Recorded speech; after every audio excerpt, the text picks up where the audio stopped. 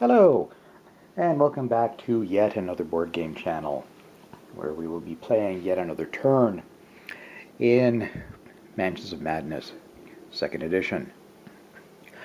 We were left with, after a single turn, our heroes are already confronting a horrible, terrible thing. Dexter is almost half mad from it, but we'll see what we can do to fix that. Right. I'm probably going to keep the camera on the board through most of this and just switch back to the app whenever anything particularly of note happens on the screen. And I'll just read everything that's on it and do what it says. So, we are going to continue our game.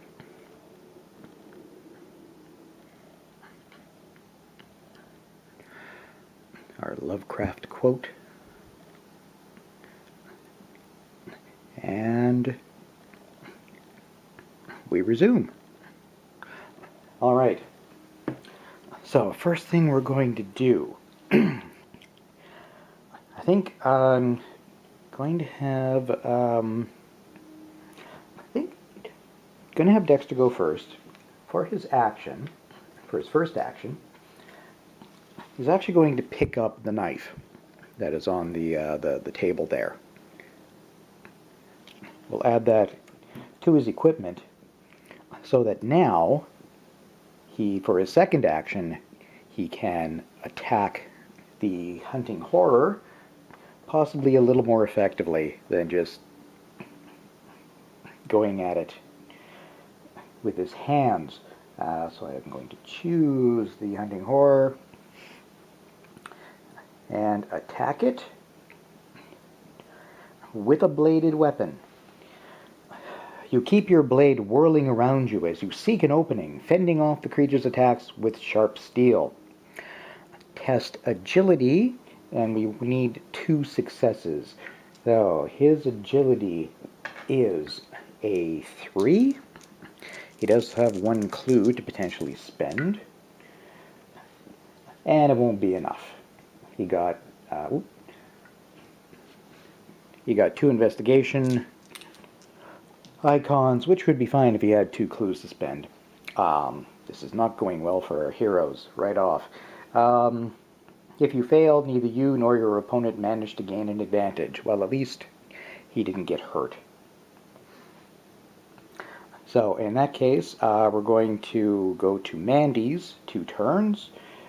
She's going to start by... she's going to punch it because she has the brass knuckles.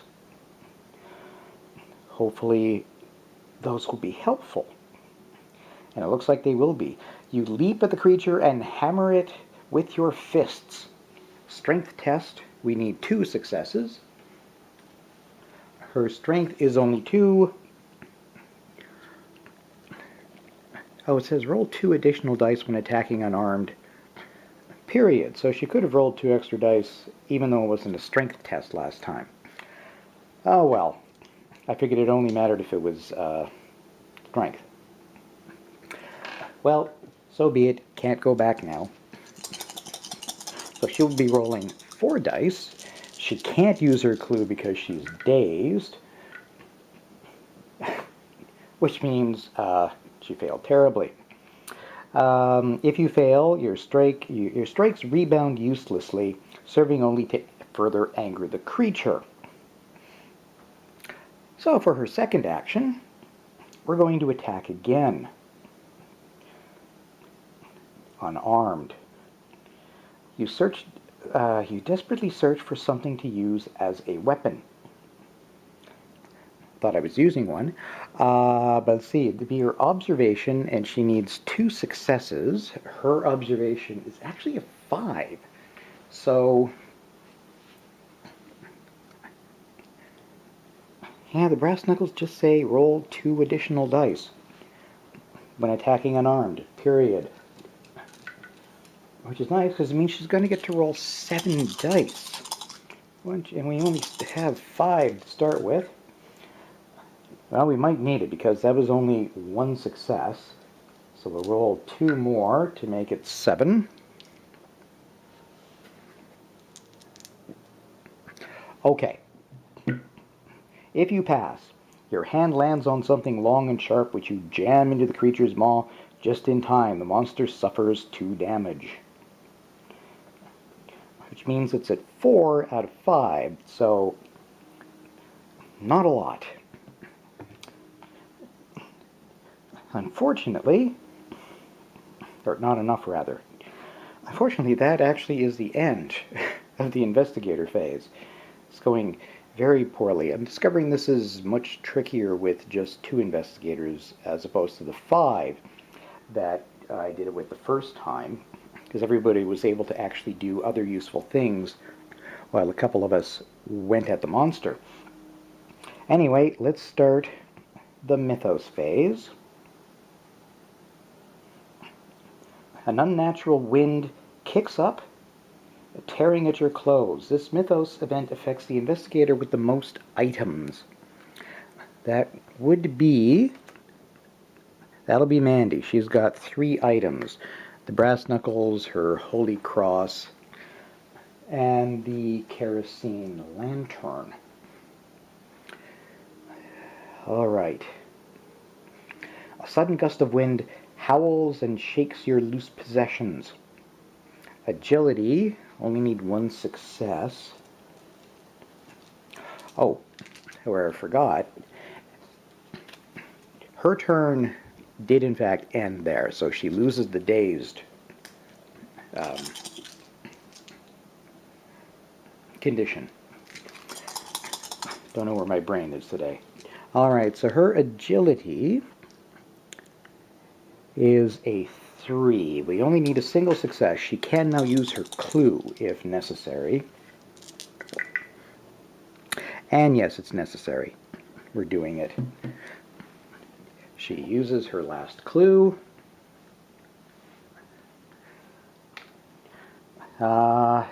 If you pass, the wind settles. Now, the hunting horror moves 3 spaces towards the investigator within range with the lowest agility. We're still all in the same space. Dexter and Mandy both have 3 agility. So we'll have to randomly determine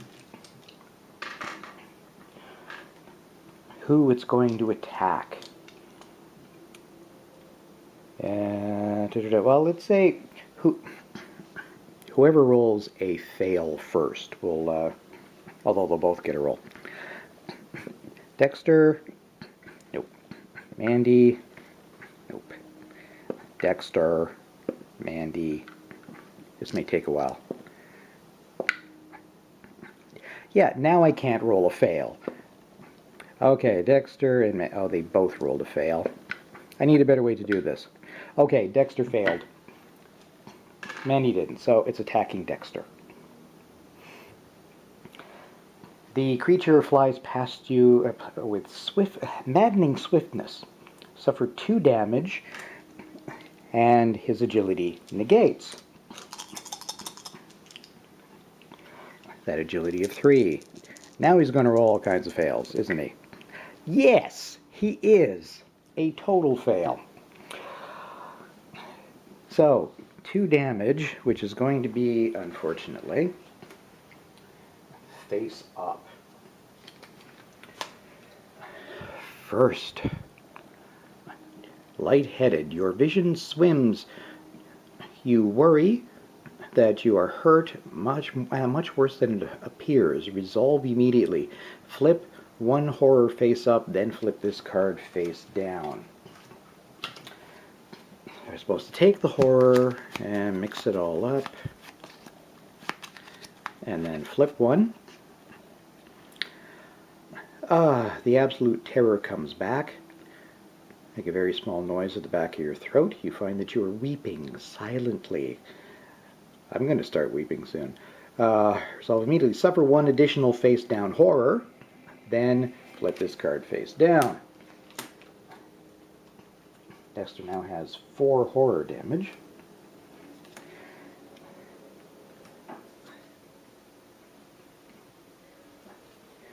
And the second card Oh, thank goodness. Only a flesh wound. Minor injury. No additional fact to flip this card face down. Then the monster moves 2 spaces towards the lobby.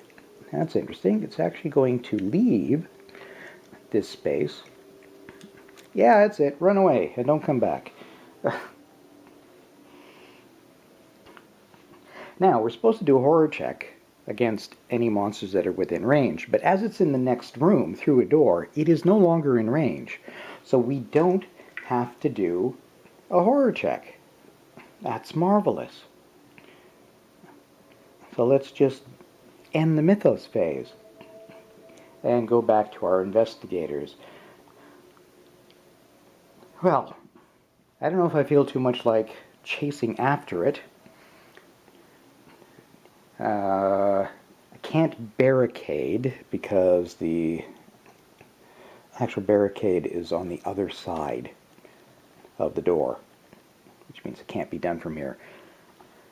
So let's take our chances and search the kitchen for a while until that thing comes back.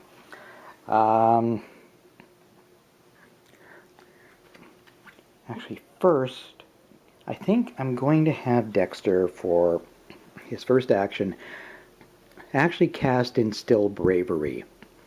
You or another investigator within range discard 1 horror, then flip this card.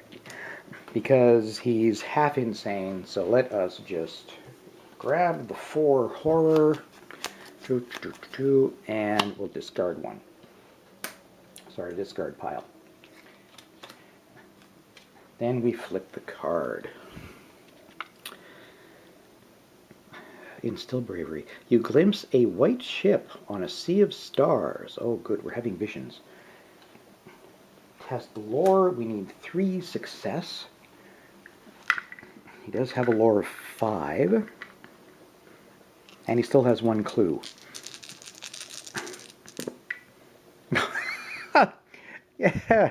Yeah, now you're doing it. Thanks, Dexter. All successes, 5 out of 5. If you pass, a strange sense of peace settles upon you. Discard 1 horror.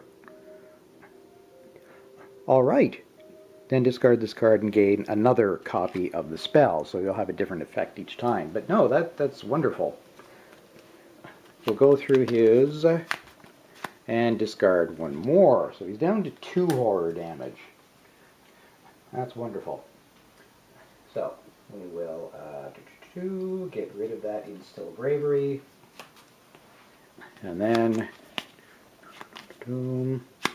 he'll take this copy now. It's kind of neat because you get a different effect each time.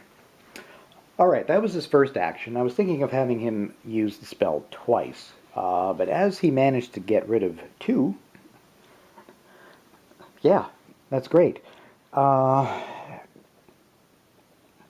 Unfortunately, he's only going to be able to move now. He won't have time to do anything else. So let's have him move over to this space, and next turn he can investigate there.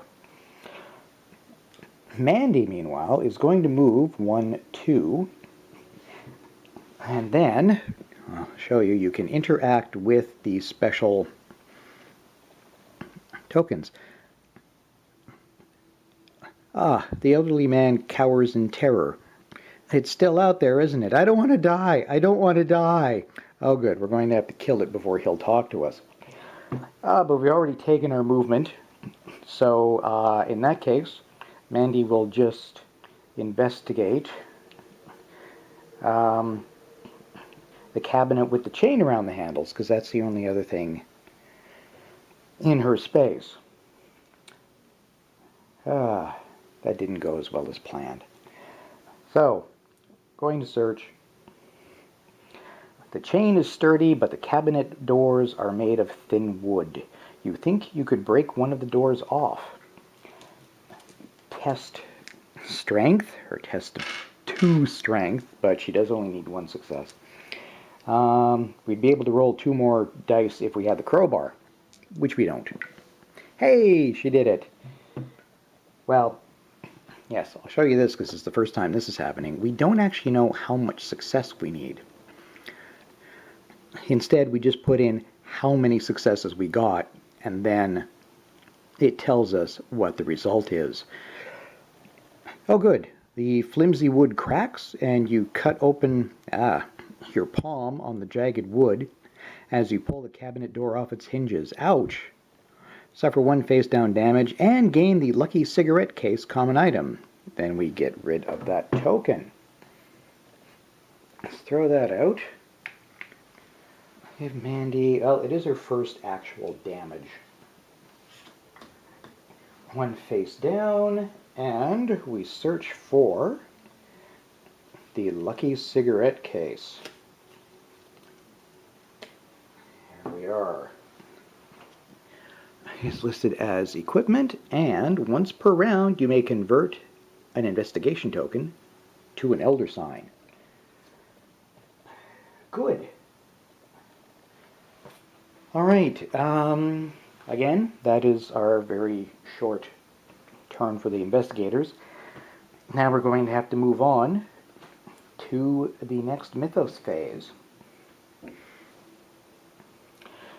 Turning, Mandy Thompson comes face to face with the unexpected shape of a monster. But it is, in fact, nothing more than a shadow cast by mundane objects. Mandy suffers 1 face-down horror. There we go. Our investigators are a wee bit jumpy. Now, the hunting horror moves 3 spaces towards the investigator within range with the most items. Then it attacks that investigator. Remember last time when I said I was doing this wrong because of range? This is what I was doing wrong. 3 spaces towards the investigator within range. There is no one within range, even though they are 2 and 3 spaces away, because the door ends range. I would keep moving it regardless, because I should have just trusted the app to do. I figured in that case the monster would just be trapped in this room and keep going around and around and never leave, which seemed incorrect. However, no investigators within range. The creature opens its mouth and breathes in, tasting the air. Catching the scent of prey, the creature shrieks and slithers through the air. It moves 3 spaces, period, well, not period, toward the nearest investigators. So range doesn't come into it at this point. Whoop, he fell off. Let me just cut away for a second and put him back into place. Okay, that's better. Now, he's going to move up to, it was either 2 or 3 spaces. Doesn't matter, because it was going to be towards the nearest investigator, and that would be Dexter, because he's only 2 spaces away. Which means that Dexter is going to have to do a horror check, because he is right in the same space as it. Actually, it occurs to me that Mandy is also within range, because, oh no, right, that's a door. It's a yellow dotted line, so I'm going to assume that that does not count. Actually, I'm not sure. Oh, heck. You know what? It probably counts as range. Yeah, okay, fine. They're both going to have to deal with this. If anybody thinks otherwise, let me know. Give me a rationale behind it, and maybe I'll go look it up between videos. Bracing its body against the ground, the abomination heaves and coughs and vomits an unending torrent of blood. Ugh, the coppery smell overwhelms you. Test will. 2 successes needed. Okay, Dexter's will is 3. Come on, Dex. Hey, you succeeded.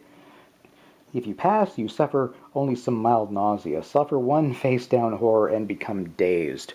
So even when we win, we lose. Oh, another face down horror. And look, Dexter is now dazed. So no clues until the end of his next turn. So Mandy, probably seeing this through the little window in the wall there, will test hers. Her will is 3, but we gave her the Holy Cross, so she gets an additional die during a will test. And she failed. However, she just happens to have... Oh, heck. No, because 2 successes are what's needed. And she could convert one of those with her lucky cigarette case, and she doesn't have any clues, so it wouldn't work. Alright, if you fail, you scream and cannot stop screaming.